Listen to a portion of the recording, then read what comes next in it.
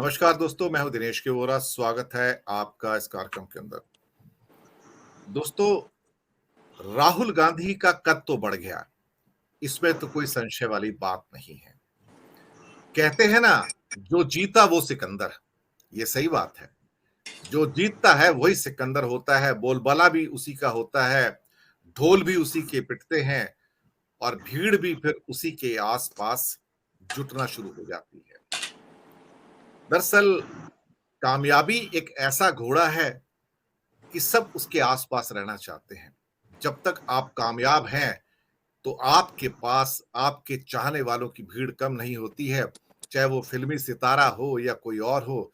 लेकिन जैसे ही आपका सूर्य ढलना शुरू होता है, तो आपके अपने भी आपका साथ छोड़कर जाना शुरू कर देते हैं और कभी-कभी हालात ऐसे हो जाते हैं कि आपका साया भी साथ छोड़ जाता है। फ़िल्मी दुनिया में तो ना जाने हमने ऐसी कितनी स्टोरीज़ देखी हैं, जहाँ पर अ, एक समय के स्टार रहे, बाद में जो लोग थे, जब उनका सूर्य ढल जाता है, तो वो व्यक्ति कहीं के नहीं रह जाते। अ, अनगिनत नाम है पुराने ज़माने के।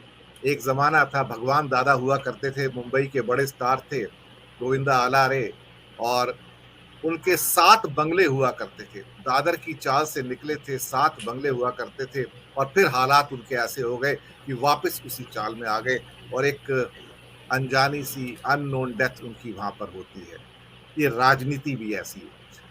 जब आपका सूरज चढ़ रहा होता है, तो बहुत लोग जुड़ते हैं, लेकिन कठिन समय में कितने लोग आपके साथ रहे, उनका भी काउंट करना ज़रूरी है। आज मोदी जी जहाँ भी जाते हैं, उनका सूरज चढ़ा हुआ है, लेकिन शायद अब संकेत मिलने शुरू हो गए हैं कि मोदी जी का सूरज अब वास्तव में ही अपनी संध्या काल में पहुंच रहा है, वो भी ढल रहा है।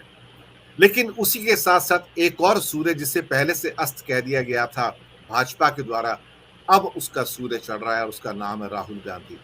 मैंने वही बात की जो शुरुआत में, कि कामयाबी जो होती है ना, इंसान को ना जाने कौन से घोड़े पर चढ़ा देती है। चर्चा अब इस बात की तो है कि मोदी जी अमेरिका जा रहे हैं और 9 वर्षों के बाद पहली बार मोदी को अमेरिका के राष्ट्रपति ने ऑफिशियल डिनर पेश किया है व्हाइट हाउस के अंदर। पता नहीं 9 साल किसका वेट कर रहे थे, मुझे भी नहीं मालूम। खैर, उसके पहले मनमोहन सिंह को भी राजभोज पेश किया गया था। लेकिन खबर ये नहीं है। ये तो वहाँ पर जाएँगे, खाना-वाना खाएँगे बाइडेन साहब के साथ में, लेकिन बाइडेन साहब ने इनके पहुँचने से 1 हफ्ता पहले एंथनी ब्लिंकन जो कि विदेश मंत्री हैं, उन्होंने रिलीजियस दमन की रिपोर्ट पेश कर दी ऑफिशियली। और जहाँ पे भारत में जो अत्याचार हो रहे हैं मुसलमानों पर, सिखों पर, ईसाइयों पर, दलितों पर, उसका लंबा चिट्ठा पेश किया। अमेरिका कोई मौका नहीं छोड़ता जब वो भारत को नीचा नहीं दिखाता है और इस बार भी उसने यही किया। मोदी के आने से पहले ये रिपोर्ट ऑफिशियली एंथनी ब्लिंकन ने पेश की, भारत को तमाचा मारने के लिए। ये सही बात है। लेकिन इससे बड़ी खबर और है। मोदी जी के 2-4 प्रोग्राम हैं, मिलेंगे, लेकिन राहुल गांधी अमेरिका जा रहे हैं 10 दिन के लिए और वहां पे उनकी बात होगी अमेरिका के राजनेताओं के साथ, अमेरिका के उद्योगपतियों के साथ और न्यूयॉर्क के मेडिसन स्क्वायर के अंदर 5,000 से ज्यादा प्रवासी भारतीयों को एड्रेस करेंगे। मोदी जी को मौका नहीं मिला ये करने का, लेकिन राहुल को मिल रहा है।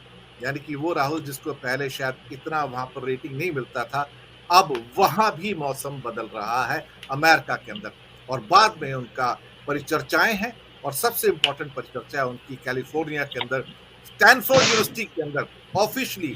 यहाँ भारत के मुख्य विपक्षी दल के नेता, भले वो लोकसभा के सदस्य ना हो, राहुल गांधी आ रहे हैं और स्टैनफोर्ड यूनिवर्सिटी के अंदर अभी से बड़ी चर्चा है और बीजेपी डरी हुई है।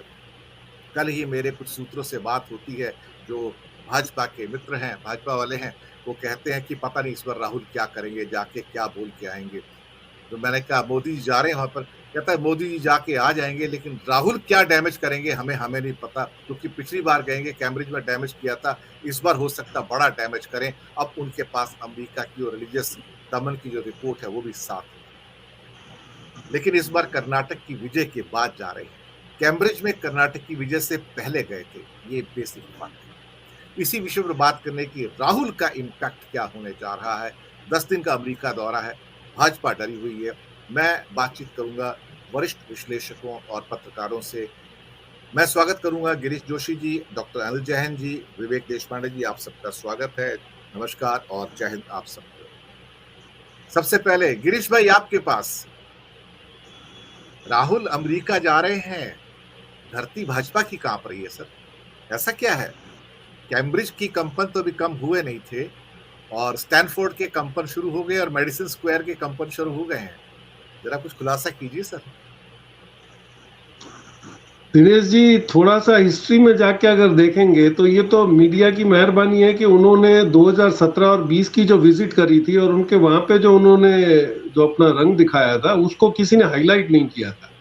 सितंबर 2017 में जब वो गए थे तो उनका प्राइम विजिट का जो आइडिया था that was to make a vision document for the next election.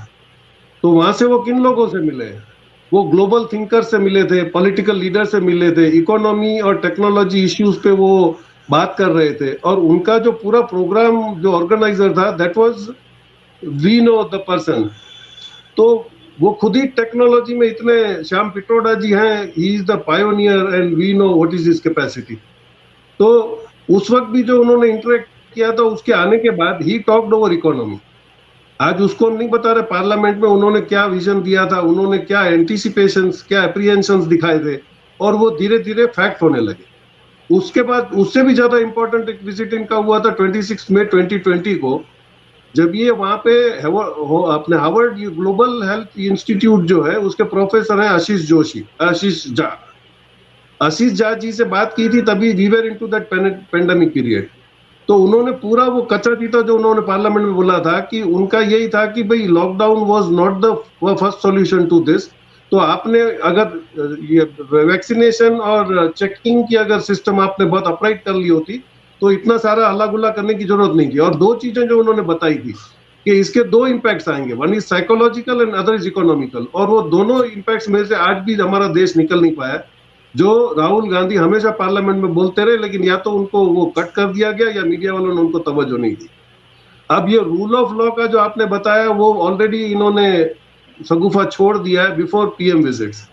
और इनको डर इसी बात का है कि he is going to interact with 5000 NRIs. ये वहां पे जो इंडियन बिजनेस काउंसिल वाले हैं उनसे मिल रहे हैं।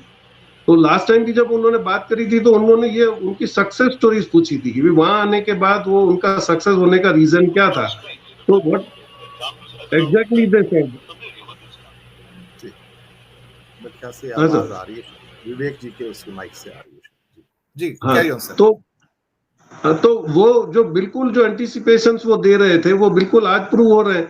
उन्होंने जो प्रवासी जो चले गए थे मजदूर उनको कैसे टैकल करना था, वो सारे फेलियर्स जो थे वो अल्टीमेटली प्रूव हुए। उन्होंने तो स्टार्टिंग में बता दिया था कि इतना इतना करने की जरूरत थी।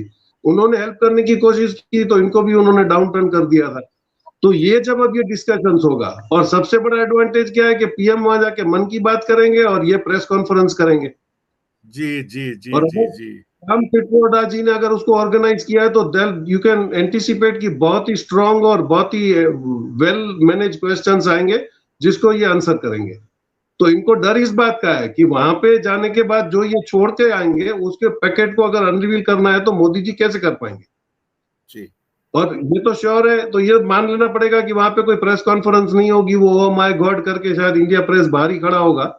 लेकिन definitely there is going to be a tension, क्योंकि इस वक्त जो इनका कॉन्फिडेंस लेवल है वो भी काफी ज्यादा है। उन्होंने प्रूव किया कि मेरी जो स्ट्रेटजीज हैं दे आर नॉट वर्किंग, और मैं डेलिबरेटली शायद स्लो था, ये शायद इस टाइम वो रिवील भी कर दें, ये हो सकता है दिनेश।